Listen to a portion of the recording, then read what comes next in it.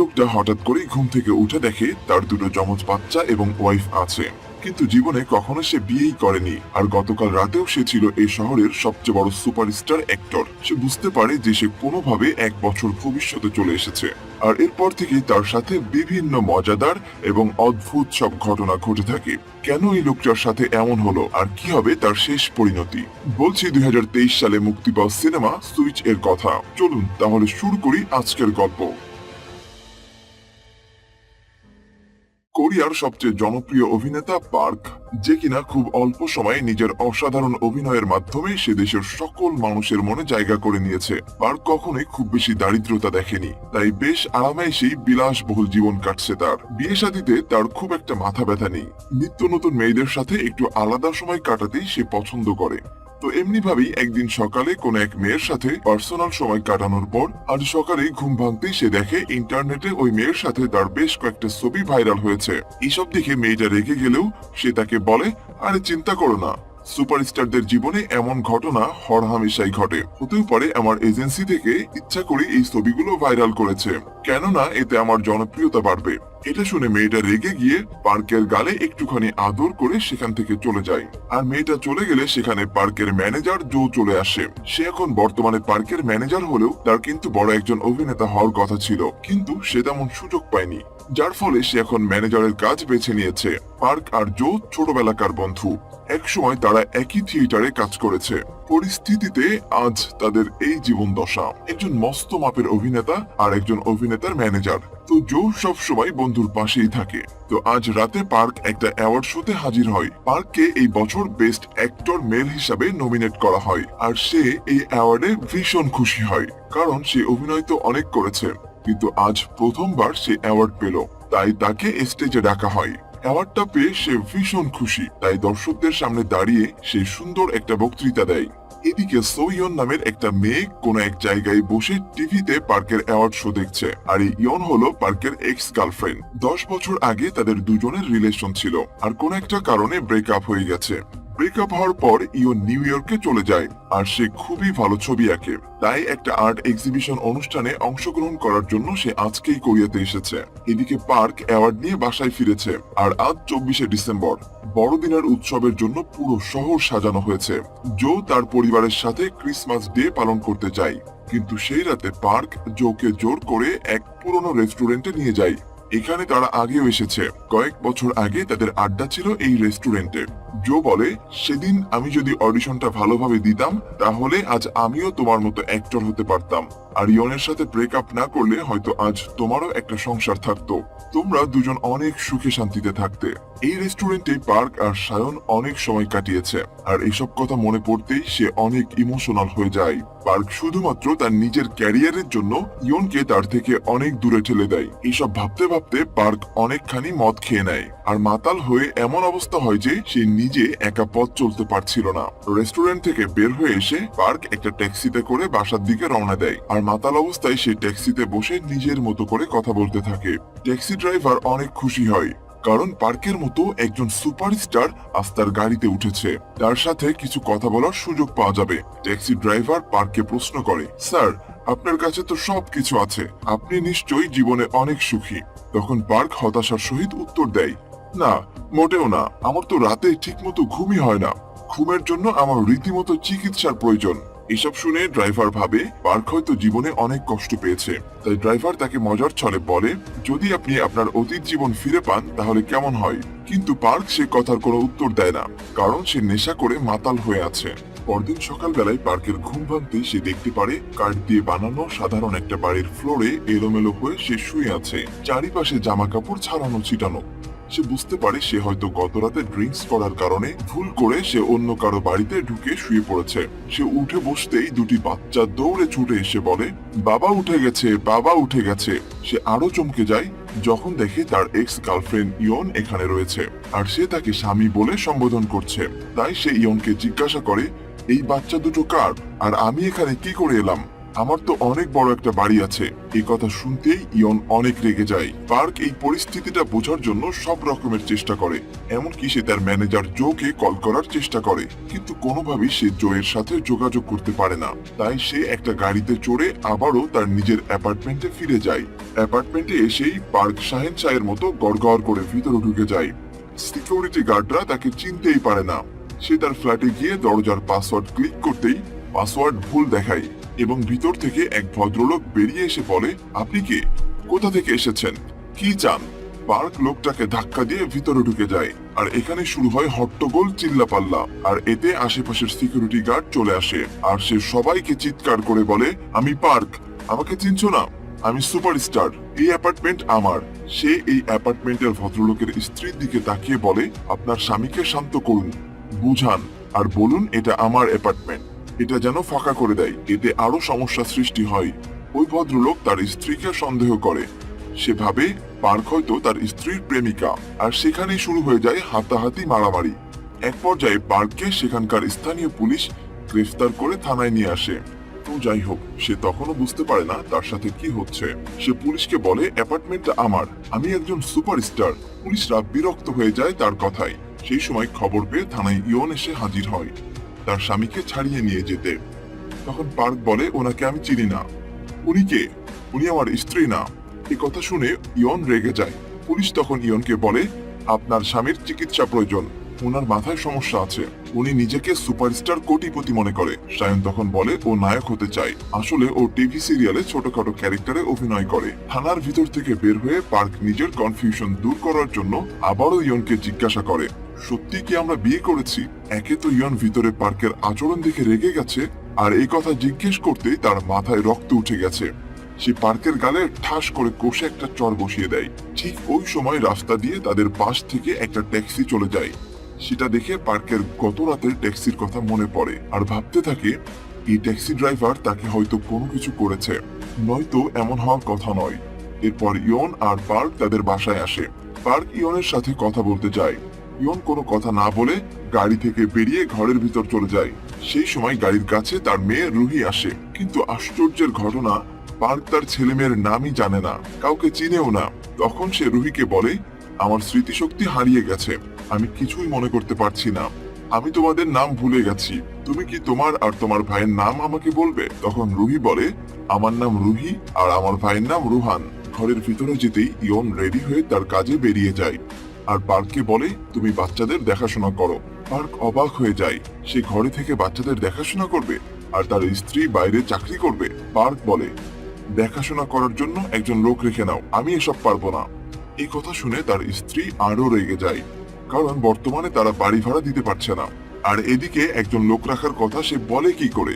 ইয়ন মনে করে পার্ক হয়তো গত রাতে নেশা করেছে, আর তার নেশা এখনো কাটেনি, তাই এসব উল্টাপাল্টা বলছে। তাই সে পার্ককে বলে, আজকের পর থেকে তুমি আর ড্রিঙ্ক করবে না, কি করে সঠিক টাইমে ঘর ভাড়া দেওয়া যায় সেই কথা ভাববে। তাই বলে সে চলে যায়। এদিকে ইয়ন বেরিয়ে যাওয়ার পরে পার্ক সেই ট্যাক্সি ড্রাইভারকে পাগলের মতো খুঁজতে থাকে। বাচ্চাদের সাথে নিয়ে বিভিন্ন গ্যারেজে যায়, কিন্তু যেখানেই যায় পার্ক সেখানেই পাগল সেজে যায়, আর সেই ট্যাক্সি ড্রাইভারের কোনো হদিস পায় না। গ্যারেজের লোকজন তার বর্ণনা শুনে জানায়, এমন কোনো ট্যাক্সি বা ট্যাক্সি ড্রাইভার সম্পর্কে তারা কিছুই জানে না। বাসায় ফিরে বাচ্চারা যখন খাচ্ছিল, তখন টিভি শোতে পার্ককে একটা ভূতের রোল করতে দেখা যায়। এটা দেখে পার্ক আরো হতাশ হয়ে যায়। সে ভাবতে থাকে, আমি ছিলাম সুপারস্টার, হয়ে গেলাম সিরিয়ালের ভূত। তার অভিনয় খুবই নিম্নমানের ছিল। রাতে ইয়ন বাসায় ফিরে পার্ককে জিজ্ঞাসা করে, আসলে তোমার কি সমস্যা হয়েছে একটু বলবা? আজ সকালে অ্যাপার্টমেন্টে গিয়ে এমন অদ্ভুত আচরণ কেন করেছো? পার্ক তখন সম্পূর্ণ ঘটনা A to Z ইয়নকে খুলে বলে, একটা ট্যাক্সি ড্রাইভার আমার জীবনটাকে এলোমেলো করে দিয়েছে। আমি একজন সুপারস্টার ছিলাম, আমার প্রচুর টাকা ছিল। ইয়ন এসব শুনে বেশ মজা পেয়ে হাসতে থাকে, আর তাকে রসিকতা করে বলে, তুমি কি আমাদের পেয়ে খুশি না? ট্যাক্সি ড্রাইভার যা করেছে তা তো বেশ ভালোই করেছে। এরপর এসব বলে দুজন বিছানায় শুতে চলে যায়। পার্ক এতদিন একা একা ঘুমিয়েছে, কিন্তু হঠাৎ করে তার স্ত্রী, দুই সন্তান সব কেমন যেন এলোমেলো। যখনই পার্ক তাদের আগের সব স্মৃতির কথা মনে পড়ে আর পার্ক ইয়নকে ছুতে চায়, তখনই সে বুঝতে পারে ইয়ন ঘুমিয়ে গেছে, অর্থাৎ তার স্ত্রী নাক ডাকছে। সকালে তার ঘুম ভাঙে বাচ্চাদের পায়ের লাথিতে। চোখ মেলে দেখতে পায় বাচ্চারা সব গায়ের উপর শুয়ে আছে। সকালে একসাথে খাওয়া, একসাথে তাদের আবদার, বায়না, হৈহুল্লোড়ে রুহি বলে চুল বেঁধে দাও, তো রোহান বলে জুতার ফিতে বেঁধে দাও। তাদের খাবার বানাতে আর তাদের আবদার মেটাতে মেটাতে পার্কের জীবন শেষ। জীবনের প্রতি বিরক্ত চলে আসে। সে তার সন্তানদের সাথে মানিয়ে নেয়ার চেষ্টা করে, বাবার দায়িত্ব পালন করে, তবুও সে কোনোভাবেই ইমোশনালি কানেক্টেড হতে পারে না। এরপর মিস্টেক টিভি চ্যানেল থেকে পার্কের কাছে একটা টিভি সিরিয়ালের 5 সেকেন্ডের ছোট একটা রোলের অফার আসে। এই টিভি সিরিয়ালগুলো খুবই নিম্নমানের, মানুষজন মোটেও পছন্দ করে না।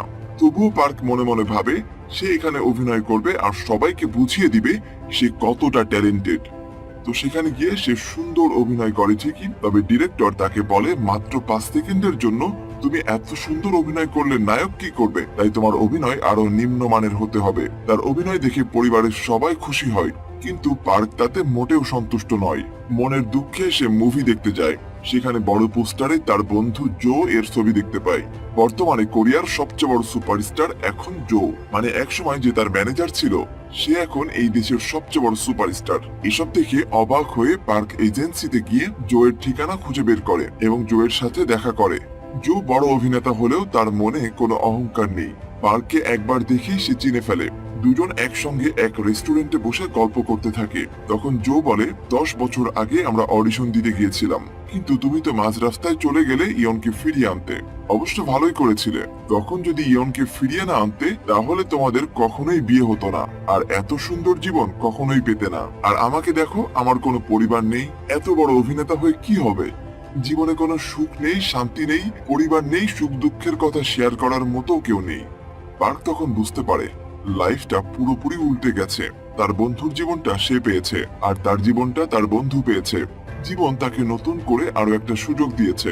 10 বছর আগে সে তার ক্যারিয়ারের জন্য ইয়নকে তার থেকে দূরে সরিয়ে দিয়েছিল, কিন্তু এখন নতুন করে এই সুযোগ আর সে হারাতে চায় না। ইয়নের সাথে এখন যে জীবনটা সে পেয়েছে এটা নিয়ে সে সুখে থাকবে। এরপর আজ রাতে পার্ক আর ইয়ন দুজন হাঁটতে বের হলে পার্ক বলে, আজ আমার জন্য তোমার এই পরিণতি। তোমার সুন্দর গোছানো জীবন ছেড়ে আমার সাথে রাস্তায় এই ফুটপাতে হেঁটে বেড়াতে হচ্ছে। ইয়নও বলে, ঠিক বলেছ, সেদিন তুমি এয়ারপোর্টে না গেলে আমি নিউ ইয়র্ক চলে যেতাম, সুন্দর একটা ক্যারিয়ার গুছিয়ে নিতাম ঠিকই, কিন্তু আমি তোমাকে হারিয়ে ফেলতাম। আমাদের এত সুন্দর দুটো বাচ্চাও থাকতো না, এত সুন্দর একটা পরিবার হতো না, আর আমরা আজ দুজনে একসাথে একই পথে হাঁটতাম না। জীবনে ক্যারিয়ারের গুরুত্ব আছে ঠিকই, কিন্তু ভালোবাসার মানুষও প্রয়োজন আছে। জীবন নিয়ে এমন গুরুত্বপূর্ণ কথা আর ভালোবাসার কথা শুনে পার্ক তো মহা খুশি। সে তার বর্তমান জীবনের সাথে খাপ খাইয়ে নিতে শুরু করে। ওই দিন সন্ধ্যায় ইয়ন আর তার বান্ধবীরা মিলে পার্টি করে। সেখানে পার্কও যুক্ত হয়ে তাদের সাথে মজা করে। পরদিন সকালবেলায় পার্কের মা তাদের বাড়িতে বেড়াতে এসে নিজের হাতে রান্না করে রুহি আর রোহানকে খাওয়ায়। ওই সময় পার্ক তার মাকে খুশি করার জন্য বলে, আমি নতুন একটা মুভিতে কাজ করার সুযোগ পেলে তোমাকে সুন্দর কিছু জামা কাপড় কিনে দেব। পার্কের মা ব্যঙ্গ করে বলে, তুই কিনে দিবি আমাকে? সারা জীবন টিভি সিরিয়ালের ভূত হয়ে থাকবি। আগের জীবনে পার্কে তার মা অনেক সাপোর্ট করত, কিন্তু এই জীবনে সম্পূর্ণটাই উল্টো, সবসময় তাকে ব্যঙ্গ করে কথা বলে। কিছুদিন পর তার মা বাড়ি চলে যাওয়ার সময় পার্ক তাকে এগিয়ে দিতে আসে। তখন পার্কের মা তার জন্য দোয়া করে সে যেন বড় হয়ে জীবনে তার বন্ধু জোয়ের মতো একজন অভিনেতা হতে পারে। এসব কিছুর পর পার্ক আরো একবার অডিশন দিতে চলে যায়। দারুণ অডিশন দেওয়া সত্ত্বেও পার্ককে সিলেক্ট করে না। তারা জানায় জোয়ের সুপারিশ ছাড়া তাকে কাজে দিবে না। পার্ক ভীষণ রেগে যায়, কারণ ট্যালেন্টের কোনো কদর নেই। পার্ক ছুটে যায় জোয়ের কাছে। জো সবটা শুনে পার্ককে বলে, পরবর্তীতে তোমাকে ভালো একটা অডিশনের ব্যবস্থা করে দেব, আর এখন তোমার পরিবারের জন্য কিছু তো করতে হবে। আপাতত তুমি আমার ম্যানেজারের দায়িত্বটা নিয়ে নাও। পার্ক রাজি না হয়ে বরং রাগ হয়ে সেখান থেকে বেরিয়ে আসে। পরদিন পার্ক বাচ্চাদের নিয়ে মাঠে খেলা করছিল। হঠাৎ রোহান পড়ে গিয়ে পায়ে ব্যথা পায়। পার্কের কাছে বাচ্চাগুলো অপরিচিত ছিল, তাই পার্কের সাথে তেমন ভালো সম্পর্ক না থাকলেও আজ হঠাৎ রোহান পড়ে গিয়ে ব্যথা পাওয়াটা পার্কের বেশ বড়সড় এক ধাক্কা দেয়। সে বাচ্চাকে দ্রুত তার কাঁধে তুলে নিয়ে দৌড়াতে দৌড়াতে হাসপাতালে নিয়ে আসে। ইয়নও বাচ্চার খবর পেয়ে হসপিটালে ছুটে আসে। ইয়নের গায়ে সুপারমার্কেটের ইউনিফর্ম পরা। তখন পার্ক রিয়েলাইজ করে ইয়ন একজন আর্টিস্ট হয়েও সংসারের খরচ জোগাতে সুপারমার্কেটে পার্ট টাইম জব করে। সব দেখে পার্ক আর কোনো পথ খোলা না পেয়ে জোয়ের কাছে ছুটে যায় আর বলে, আমি তোমার ম্যানেজারের দায়িত্ব নিতে রাজি আছি। জো খুব খুশি হয় কারণ পার্ক তার খুব ভালো বন্ধু। মানে কিছুদিন আগেও জো ছিল পার্কের ম্যানেজার, আর আজকে পার্ক নিজেই জোয়ের ম্যানেজার হয়ে কাজ করবে। তো পার্ক আসতেই জোয়ের ভাগ্যের চাকা ঘুরে যায়। পার্ক ভালো ভালো মুভির স্ক্রিপ্ট সিলেক্ট করে দেয়, সাথে শিখিয়ে দেয় কিভাবে অভিনয় করতে হবে, কোথায় কি এক্সপ্রেশন হবে। আর জো দুর্দান্ত অভিনয় করে নিজের অবস্থান পাকাপোক্ত করে নেয়। পার্কও এখন বেশ ভালো ইনকাম করে, তার পরিবারও এখন বেশ সচ্ছল হাসি খুশি হয়ে ওঠে। সন্তানদের বেশ অনেক সময় দিতে পারে। নতুন একটা মুভিতে কাজ শুরু হয়, সেখানে জোর একজন কো অ্যাক্টর দরকার, কিন্তু কো অ্যাক্টর হিসেবে কাকে নিবে পরিচালক তা বুঝতে পারে না। জো পরিচালককে পার্কের কথা বলে, পরিচালক পার্কের টেস্ট নিয়ে তাকে সিলেক্ট করে। পার্ক সেই রোলটাতে দুর্দান্ত অ্যাক্টিং করে পুরো তাক লাগিয়ে দেয়। সেই মুভিতে সে বেশ পরিচিতি লাভ করে, আর তার হাতে একের পর এক আরো ভালো ভালো মুভির কাজ আসতে শুরু করে।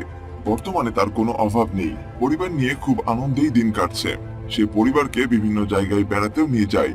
একদিন ইয়ন ও বাচ্চাদেরকে রেস্টুরেন্টে নিয়ে যায়। সেখানে এক আলিশান অ্যাপার্টমেন্ট ইয়নকে দেখিয়ে বলে, এখন থেকে আমরা এখানেই থাকবো। আমি এই অ্যাপার্টমেন্টটা কিনে নিয়েছি। এটা শুনে ইয়নের খুব মন খারাপ হয়ে যায়। তখন তারা দুজন তর্ক বিতর্ক শুরু করে। ইয়ন বলে, আমাদের আগের ঘরে কি কম আছে, আমাদের এই ঘরে কেন থাকতে হবে? এখানে থাকতে হলে আরো বেশি খরচ বেড়ে যাবে। তাছাড়া ওই বাড়িতে আমাদের বাচ্চাদের স্মৃতি, আমাদের কত ভালোবাসা। পার্ক চেঁচিয়ে বলে, আমি এ পর্যন্ত আসতে অনেক কষ্ট করেছি, এখানে থাকলে আমরা আরো ভালো থাকতে পারবো। আমি এসব আমাদের আর বাচ্চাদের ভালোর জন্য করছি। তাদের এই ঝগড়ার ভেতরেই বাচ্চারা চলে আসে, আর তাদের ঝগড়া দেখে বাচ্চারা ভীষণ ভয় পেয়ে যায়। বাচ্চাদের সামনে তাদের এমন ঝগড়া করা উচিত হয়নি বুঝতে পেরে তারা থেমে যায়। তারপর বাসায় ফিরে এসে পার্ক রাতে ঘুমাতে পারে না, কারণ আজ যা হলো তা মোটেও ঠিক হয়নি। তার বাচ্চাদের জন্য খারাপ লাগছে। বাচ্চাদের প্রতি তার অদ্ভুত মায়া ভালোবাসা সৃষ্টি হয়। বাচ্চারা ছোটবেলায় দেখতে কেমন ছিল সে তো কিছুই জানে না, তাই সে রাতে বাচ্চাদের ঘরে ঢুকে তাদের ছোটবেলার ছবি দেখে। সেই সময় সেখানে ইয়ন চলে আসে। তখন আস্তে আস্তে করে ইয়ন বলে, তুমি সেদিন রাতে যে গল্প শোনালে, তুমি বড় একজন সুপারস্টার ছিলে, তোমার কাছে অনেক ধনসম্পত্তি ছিল, সত্যি কি তোমার ওই জীবনটা পছন্দ? পার্ক বলে, প্রথমে আমি ওই জীবনটাকে ভালোবাসতাম, কিন্তু যেদিন থেকে তোমাদেরকে পেয়েছি সেদিন থেকে তোমরাই আমার সব কিছু ছিল, কিন্তু আমার কোনো পরিবার ছিল না, ভালোবাসা ছিল না। এইসব ইমোশনের কথা শুনতে শুনতে ইয়ন যে কখন ঘুমিয়ে গেছে, আর পার্ক নিজের মতো কথা বলেই যাচ্ছে। এদিকে জো আর পার্কের সেই মুভিটা অনেক জনপ্রিয় হয়, সাথে পার্কের পরিচিতি বেড়ে যায়। এটা দেখে ইয়ন ও বাচ্চারা ভীষণ খুশি হয়। জোকে এই মুভির জন্য অ্যাওয়ার্ড দেওয়া হয়। সেই অ্যাওয়ার্ড নেওয়ার পর জোকে কিছু বক্তব্য দিতে বলে। সে বক্তব্যে বলে, আমাকে আমার বন্ধু পার্ক ভীষণ সাহায্য করেছে, আজ আমি ওর জন্য এখানে। ও আমাকে ভালো ভালো মুভিগুলো সাজেস্ট করতো, কি করলে ভালো হয় তা বলে দিত। তাই ও শুধু আমার ম্যানেজারই না, আমার খুব ভালো বন্ধু। এসব দেখে পার্ক ইমোশনাল হয়ে যায়। এমন সব সিচুয়েশন আগে পার্কের সাথে ঘটেছিল, কিন্তু সে স্টেজে উঠে পার্ক নিজের কষ্ট, নিজের পরিশ্রমের কথা বলেছিল, কিন্তু জো তা করেনি। অ্যাওয়ার্ড নেওয়ার পর দুজন গাড়িতে করে ফিরছিল। তখন পার্ক জোকে বলে, তুমি আজ আমার কথা বললে, আমি তোমার জায়গায় থাকলে হয়তো শুধু নিজের কথাই বলতাম। সত্যি বন্ধু, তুমি খুব ভালো মানুষ। তারপর জো তাকে পুরনো সে রেস্টুরেন্টে নিয়ে যায়, এবং সেখানে গিয়ে জো পার্ককে বলে, একটা নতুন সিনেমার শুটিং এর জন্য একজন অভিনেতা লাগবে, আর আমি সেখানে তোমাকে সিলেক্ট করেছি, তাই তুমি চাইলে সেটা করতে পারো। তবে এই মুভির লোকেশন দেশের বাইরে শুট করা হবে, এই জন্য তোমাকে 3 মাস বাড়ি ছেড়ে সেখানে গিয়ে থাকতে হবে। তবে পার্ক তার মুখের উপরে না করে দেয়, কারণ সে তার পরিবার ছেড়ে একদিনের জন্য কোথাও যেতে চায় না। এখন তাদের দুজনের কথাবার্তা শেষ হতেই পার্ক পুনরায় বাড়ির উদ্দেশ্যে রওনা দেয়, এবং একইভাবে সে ট্যাক্সিতে ওঠে, যেমনটা সে 1 বছর আগে করেছিল, এবং তার জীবন সম্পূর্ণ চেঞ্জ হয়েছিল। গাড়িতে পার্কের কাছে ইয়নের কল আসে, আজ ক্রিসমাস ডে, দ্রুত বাসায় আসো, সবাই তোমার জন্য অপেক্ষা করছে। আর হ্যাঁ, আসার সময় অবশ্যই বাচ্চাদের জন্য গিফট নিয়ে এসো। পার্ক বলে, আরে আমি তো গিফট নিতে ভুলে গেছি। তখন ইয়ন বলে, তোমার গিফট নিতে হবে না, আমি আগেই গিফট কিনে দিয়েছি, তুমি শুধু দ্রুত চলে আসো। এই বলে ইয়ন ফোন কেটে দেয়। ঠিক তখনই ট্যাক্সি ড্রাইভার বলে ওঠে, আমার উপহার তোমার কেমন লাগলো, পছন্দ হয়েছে কি? এটা শুনেই তো পার্ক পুরো ভ্যাবাচাকা খেয়ে যায়। চিন্তা করে, তাহলে এই হচ্ছে সেই ড্রাইভার যে আমাকে এই বর্তমান জীবনটা উপহার দিয়েছে। ড্রাইভার বলে, তোমার পুরনো জীবনে ফেরার সময় চলে এসেছে। পার্ক বলে, আমি আমার এই জীবনে খুশি আছি, আমি আমার আগের জীবনে ফিরতে চাই না, প্লিজ আমাকে এই জীবনে রাখা হোক। কিন্তু ট্যাক্সি ড্রাইভার তাকে বলে, বাস্তবতা তোমাকে মানতেই হবে। এবার এটা শুনে পার্ক রেগে যায় এবং ওই ড্রাইভারের মুখ দেখার চেষ্টা করে, এবং মুখটা দেখে সে একেবারে চমকে যায়, কারণ এটা ছিল তার বাবা, যে কিনা 10 বছর আগেই মারা গেছে। এখন তার বাবা তাকে বলে, আমিও ক্যারিয়ারের জন্য তোমাদেরকে সময় দিতে পারিনি। তোমাদের যখন আমাকে প্রয়োজন ছিল তখন আমি তোমাদের সঙ্গে ছিলাম না। তোমাকে আমি এই কথাগুলো বোঝাতে চেয়েছিলাম, তাই এমন একটা ফ্যামিলি লাইফের এক্সপেরিয়েন্স তোমাকে উপহার দিলাম। তোমার এই পরিবারের সাথে এটাই তোমার শেষ রাত। এটা বলে সে পার্ককে বাড়ির সামনে ছেড়ে দিয়ে যায়। এটা জানতে পারার পর থেকে তার ভেতরে শূন্যতা অনুভব হয়। সে বাসায় ফিরে তার বাচ্চাদেরকে বুকে জড়িয়ে ধরে আর খুব ইমোশনাল হয়ে যায়। সবাই ভীষণ খুশি, কিন্তু পার্ক কাঁদতেছে, কারণ কাল সকালে সে এই জীবনে আর থাকবে না। এই বাচ্চা, এই সংসার, এই ভালোবাসা সবই তাকে হারাতে হবে। প্রতিদিনের মতো আজও ইয়ন পার্কের বুকের উপর শুয়ে ঘুমের ঘোরে কথা বলতে থাকে। আর সে বলে, কাল আমরা তোমার পছন্দের রেস্টুরেন্টে খেতে যাব। অল্প স্বল্প অর্ডার করব, কারণ খরচের কথাও তো মাথায় রাখতে হবে, তাই না? সময় চলে যাচ্ছে, কিন্তু পার্কের চোখে কোনো ঘুম নেই। তার চোখ বুঝতে পারছে না। সে জানে এমনটা কোনো কিছুই আর হবে না। কাল সকাল বেলায় সবকিছু অন্যরকম। তো যাই হোক, পরদিন সকাল বেলায় যখন পার্কের চোখ খোলে তখন সে তার পুরনো জীবন ফিরে পায়। পার্কের বন্ধু জো এসে বলে, দ্রুত রেডি হয়ে নাও, শুটিং আছে। পার্ক কথায় কান না দিয়ে বলে, তুমি গত বছর ক্রিসমাসের আগে বলেছিলে ইয়ন এসেছে। জো অবাক হয়ে বলে, নেশার ঘোর কাটেনি, তাই উল্টাপাল্টা বলছো। ওটা আমি 1 বছর আগে কেন বলবো? আমি তো কাল রাতেই বলেছি ইয়ন আর্ট এক্সিবিশনের জন্য এখানে এসেছে, কিন্তু আজ ও ফিরে যাবে। এটা শুনতেই পার্ক দৌড়াতে দৌড়াতে আর্ট গ্যালারিতে পৌঁছায়। সেখানে ইয়নের অনেকগুলো ছবি টানানো ছিল। সেগুলো এসে দেখে একটা ছবির সামনে এসে পার্ক আটকে যায়। আর হঠাৎই ইয়ন সামনে এসে বলে, তুমি এখানে কি করছো? তার কোনো কথার উত্তর না দিয়ে পার্ক বলে, তুমি এই ছবিটা আঁকার আইডিয়া কোথায় পেলে? ইয়ন বলে, আমার মনে যখন যেটা আসে আমি তখন সেটা আঁকি। পার্ক ইয়নের হাত ধরে টানতে টানতে সেই জায়গায় নিয়ে যায়, সেই বাড়িটার সামনে যেখানে তার ওই জীবনটা কাটিয়েছে। ইয়ন ছিল, বাচ্চারা ছিল। ইয়ন বেশ চমকে যায়। সে দেখে তার ছবিতে আঁকা বাড়িটা এবং এই বাড়িটা দেখতে একই রকম। এরপর পার্ক তার সাথে স্বপ্নে ঘটে যাওয়া এতদিনের কথা তাকে জানায় এবং বলে তারা তাদের 2 বাচ্চাকে নিয়ে কত সুন্দরভাবে এই বাড়িতে দিন পার করেছে। তো এরপর তারা দুজন তাদের অতীত জীবনের কথা ভুলে যায় এবং আবারও একে অপরকে আপন করে নেয়। এরপরেই তাদের দুজনের বিয়ে হয়ে যায়, আর কয়েক বছর পর তাদের যমজ বাচ্চাও হয়। আর তাদের নাম রাখা হয় রুহি এবং রোহান, যেমনটা তার ওই জীবনে ছিল। এভাবে তারা সব সময় তাদের সুখী জীবন কাটাতে থাকে। এখানেই গল্পটার হ্যাপি এন্ডিং হয়।